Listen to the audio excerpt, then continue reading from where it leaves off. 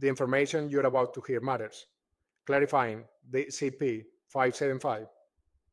Letter, the Form 147C and the employer identification number. From this point on, an AI assistant will guide the presentation, breaking the topic down clearly, addressing common points of confusion, and focusing on what actually impacts your financial affairs. Let's continue. Hey everyone! For any business out there, there is one document from the IRS that is absolutely critically important. And of course, it's the one that always seems to go missing.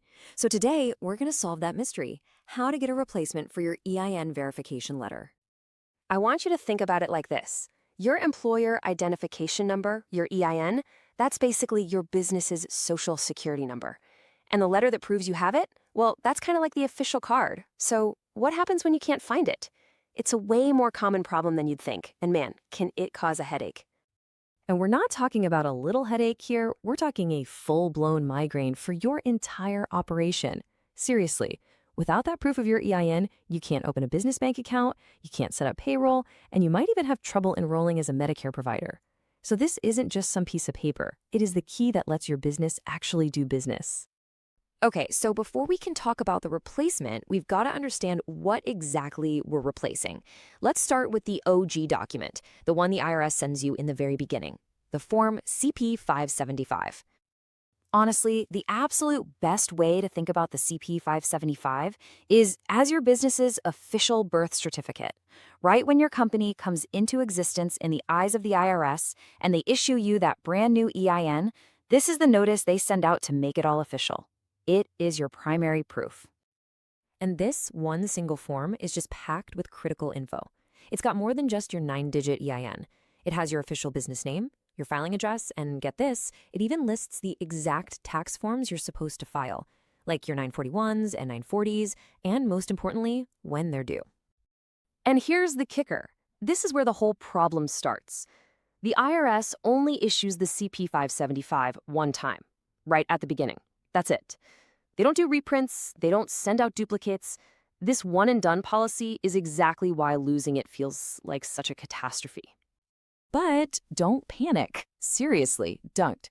The IRS has an official, totally approved solution for this exact situation. It's called the 147C letter, and this is your golden ticket to getting everything back on track. So let's break down how these two letters relate to each other. If the CP 575 is that original birth certificate, just think of the 147C as the official, certified copy you'd get from the county clerk. The IRS will not reissue the original, but they will give you a 147C on request. And here's the most important part. For all intents and purposes, it is functionally identical. It's accepted everywhere you'd need the original. Now, before you grab your phone, this is a super important point. The IRS is really, really strict about who can ask for this letter. You have to be the actual business owner or an officially authorized person who's already on file with them or someone who has power of attorney, like your CPA or your bookkeeper. If your name's not on that list, you're not going to get past those security questions.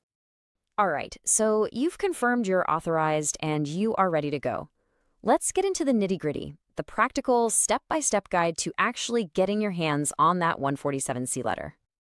You want the fastest, most direct way to fix this? Just call the IRS. I know, calling the IRS might not sound like a party, but trust me, if you're prepared, it is surprisingly efficient.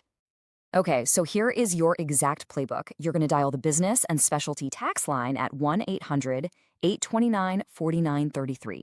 Let me say that again. That's 1-800-829-4933. Once you're connected, you're going to press 1 for English, then you'll press 1 again for EINs, and finally press 3. That last one is the magic button. It's specifically for people who already have an EIN and just need that verification letter. Just make sure you're calling during their business hours. They're open Monday through Friday from 7 a.m. to 7 p.m. in your local time zone. So, plan your coffee break accordingly, because those wait times can be a bit of a surprise sometimes. Okay, so you did it. You navigated the phone menu, you're on hold listening to that music, and you're waiting for a live agent. What happens next? You got to be ready for their questions. It's pretty simple, actually. When the agent picks up, just tell them clearly, I've lost my CP 575 and I need an EIN verification letter, the 147C. That's it. They'll then launch into a few security questions to make sure you are who you say you are. Once you're verified, you're golden. Then they'll ask you how you want to get it. And you've got options. If you need this thing like yesterday, ask them to fax it. You can even use one of those e-fax services and you'll have it in your inbox in minutes. But if you're not in a rush, they can mail it to you. Just be ready to wait about 4 to 6 weeks for it to show up. So, what if calling just isn't an option for you? Well, you can also send a request by mail. But I gotta be honest with you, this is definitely the scenic route. If you are going to mail in a request, you can't just send it to any old IRS address. Where you send it actually depends on where your business is located. So if you're in the eastern or central parts of the US, you'll send it to Kansas City, Missouri. But if you're out west, think California, Texas, or if you're an international business, your letter needs to go to Ogden, Utah. Wow. Okay, we've covered a lot of ground. So let's wrap this all up with a few final, super important pro tips to make sure this whole process goes off without a hitch. First, and if you take away nothing else from this, remember this one. Only an authorized person can make this request. Seriously, before you even think about calling, double check that you or your CPA or your bookkeeper is properly listed with the IRS. This is the #1 hurdle that will stop you cold. Pro tip number 2, if you need this letter in a hurry, that phone and fax combo is your absolute best friend. We're talking the difference between having the document you need in less than an hour versus waiting weeks and weeks for the mail to arrive. It's a no-brainer.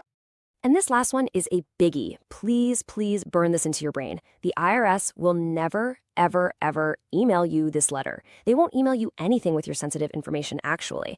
It's just not how they operate for security reasons. So if you get an email claiming to be from the IRS with your 147C attached, it is 100% a scam. Delete it. And there you have it, the complete playbook for replacing that super critical EIN letter. See? It's not so mysterious when you know the steps. So now I'm curious, what other confusing business forms or government processes have got you stumped? Let us know, and maybe we'll tackle it in our next explainer. I hope you find this information useful. Please like it. If you have any questions, leave them in the comments, and my information is at the bottom of this video. Thanks for watching.